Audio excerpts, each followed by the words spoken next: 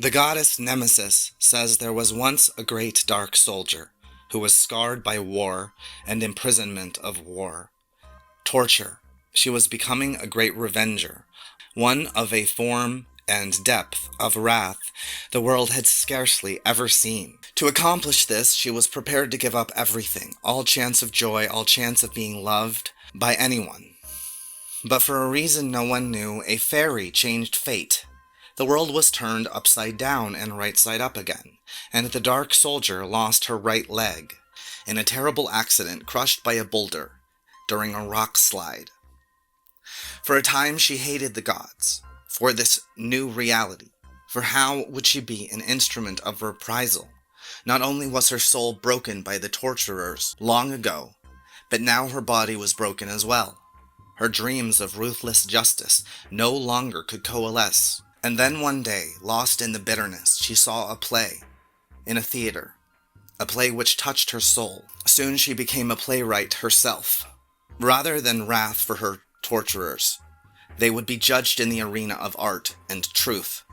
Nightmares afflicted the dark warrior, who now was a humble writer of a new myth.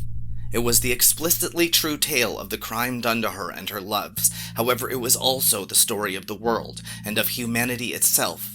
Great vile curses and poisons were used to try to destroy the actors in the theater, and the dark soldier as she stabbed at dreams and ghosts with her quill. Losing her leg made her choose the pen and not the blade, but Nemesis teaches the pen is also a blade. Novel, this path, which the fate-mixing-up fairy put her on, the fairy which took the world like a child's toy and shook it up.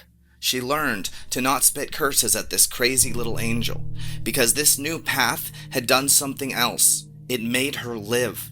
Not just living long enough to spend another year sharpening blades, but actually valuing her own life. She had always felt about the shattering force of her torture that it had made her heart an eternal void. A void which could only be filled with the screams and fear of those who tortured her.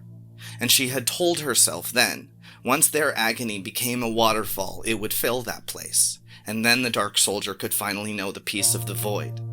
She had always been dead, and had walked the earth as a revenant, a ghost animated only by pain and hate.